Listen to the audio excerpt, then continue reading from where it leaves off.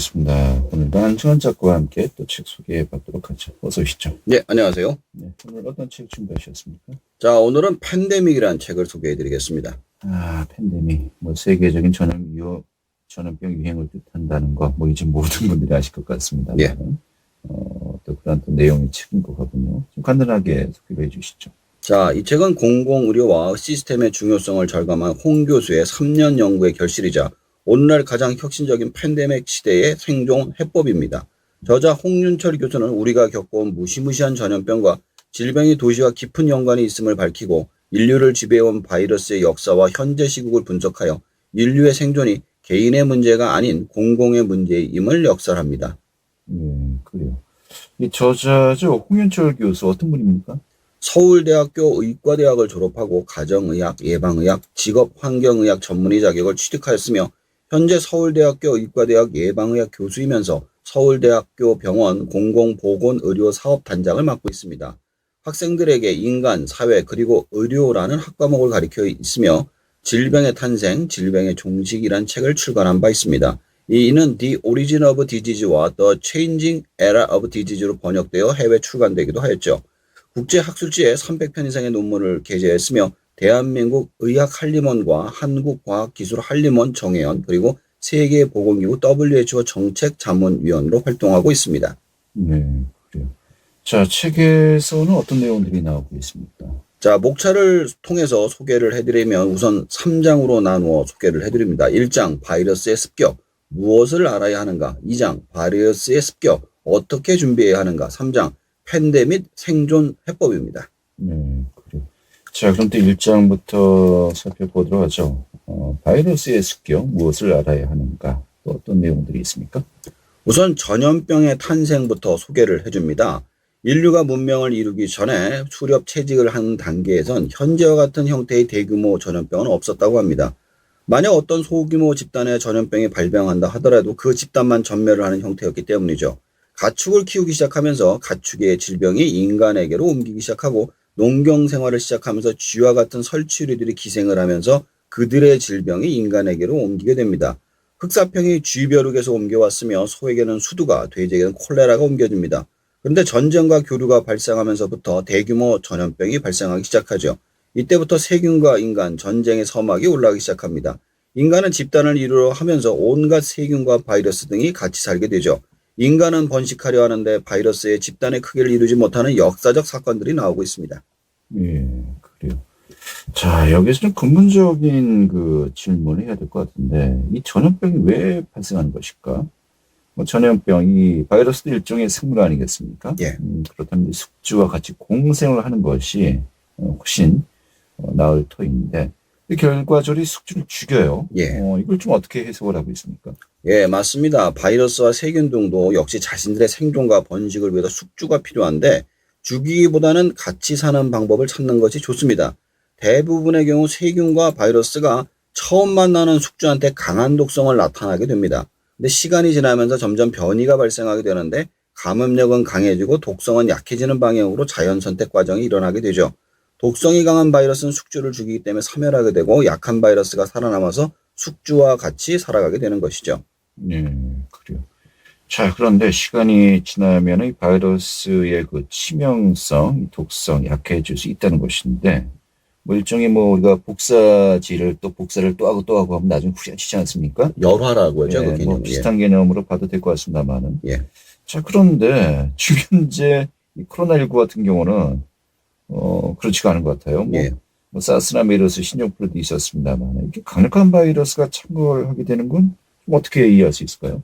우선 산업혁명이 바이러스 전성시대를 가져왔기 때문이라고 합니다. 산업혁명 이전에 운송수단의 속도가 느려서 바이러스 전파의 속도가 늦었고 엘리베이터나 기계가 없었기 때문에 현대와 같은 초거대 도시를 만들 수가 없었지만 현대 도시는 반경 10km 안에 1000만 명 이상의 사람을 모으는 도시를 만들게 되었고 그 도시는 새로운 질병을 가지고 오게 됩니다.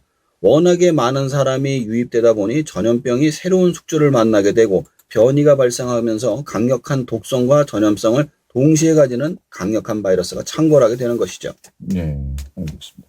자, 2장이에요. 바이러스의 습격 어떻게 준비해야 하는가? 또 어떤 내용들입니까? 우선 현대는 팬데믹의 시대라고 이야기를 시작합니다. 중세의 흑사병부터 20세기 스페인 독감, 그 외 최근에 사스, 메르스, 신종플루, 코로나19까지 상식밖의 바이러스에 대해서 이야기를 합니다. 앞에서 말씀드린 것처럼 어디에서 발생하는지 알 수도 없으며 또 변이가 심해서 쉽게 되어서 쉽게 백신을 개발할 수 힘든 상황을 이야기하기도 하죠. 예. 그런데 이렇게 의료 기술이 뭐 상당히 발전했음에도 불구하고 이 핵심은 이제 백신 개발 아니겠습니까? 예. 이렇게 좀 어려운 이유는 뭐죠? 말씀하신 대로 의료기술의 변화가 인류의 생존 방식 자체를 변화시켰습니다. 항생제와 백신의 개발은 인류의 숫자를 현재 77억까지 늘렸죠. 문제는 이렇게 늘어난 인류 자체가 바이러스 증식에 너무 좋은 상황을 만들다 보니 백신이 개발하기 힘들어진 겁니다. 그래서 책 속에서 인류의 역사를 통해서 바이러스와 싸움 방법에 대해서 이야기를 해주는데요. 가장 쉽게 집에서 할 수 있는 질병 예방 방법을 알려줍니다. 잘 먹고, 잘 씻고, 잘 자는 것이 제일 좋은 질병 예방 방법이 한 가지라고 합니다. 그 이유는 건강한 몸이 바이러스와 가장 잘 싸우는 면역력을 키워주기 때문인데요. 또한 그런 사람들이 모여서 강력한 집단 면역을 만들어서 사회를 이루게 되면 다른 바이러스가 들어온다 하더라도 쉽게 전염이 안 된다고 합니다. 그래요. 자, 3장이죠. 팬데믹 생존 해법. 또 어떤 내용입니까? 자, 치료는 면역력이다라는 말이 나와요. 그 모든 백신을 개발할 수도 미리 예측해서 만들 수도 없기 때문에 면역력을 키우는 것이 가장 중요합니다. 면역력을 키우기 위해선 가장 중요한 점이 개인 위생이 가능한 사회를 만들어야 한다고 이야기하죠. 그런데 역사적으로 봤을 때 대규모 팬데믹의 경우 인류의 대처는 공공보건이 답이었습니다. 산업혁명 시대에 대규모의 질병이 발생했던 이유는 너무 좁은 공간에 너무 많은 사람들이 살다 보니 위생이 엉망이 되었기 때문에 전염병이 발병을 했었죠.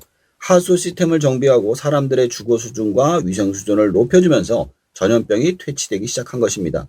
마찬가지로 이렇게 백신이 없는 전염병이 도는 경우 기존과는 전혀 다른 경제 시스템을 구축해야만 한다고 합니다. 그래요. 자, 그렇다면 시스템을 재구축해야 된다는 것인데 좀 어떤 방안을 또 여기서 제시하겠습니까? 자, 기존의 대면 서비스업 위주의 사회를 비대면 경제 형태로 바꾸는 것이 중요하고요. 도시조차도 개개인이 만나서 일을 하는 것이 아니라 만나지 않고서 일을 할 수 있는 혹은 여가와 삶을 즐길 수 있는 형태로 도시계획을 해야 한다고 이야기를 해주고 있습니다. 예를 들어 현재 학교 시스템의 경우 19세기 대규모 공장의 인력을 제공하기 위해서 대규모 공장의 시스템을 그대로 적용해서 사용하고 있죠. 그런데 산업혁명 이후 대규모 공장이 줄어들고 소규모 서비스업으로 바뀌면서 전염병이 많이 줄어들었습니다. 그런데 학교는 아직도 그 시스템을 유지하고 있죠. 제 생각입니다. 이거는 차라리 국가에서 교육 바우처 카드를 나눠주고 학원 수업을 받고 학교는 측정만 받는 것으로 남는 게 어떨까? 이 사태를 맞이해 좋은 방법이 아닌가 생각을 해봤습니다. 굉장히 아주 극단적으로 생각을 하고 계시네요. 예. 전체적인 이 책에 대한 총평은 어떤 것이 가능할까요?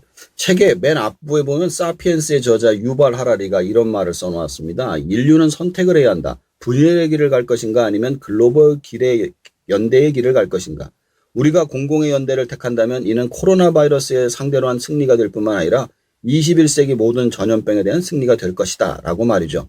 또 이제는 코로나19 이전의 세상은 돌아오지 않는다라고 누가 또 이야기를 했죠. 확실한 사실은 19세기와 20세기 대규모 전염병이 우리의 삶을 완전히 바꿔놨던 것처럼 21세기 코로나19가 우리의 삶의 형태를 바꿔놓을 것이 확실한 것 같습니다. 그동안 만들어진 대규모로 사람을 모아서 가르친 학교나 교회, 기업들도 그 형태를 달리해야만 할 것 같습니다. 네, 알겠습니다. 오늘 잘 들었습니다. 감사합니다. 네, 한정환 작가였습니다.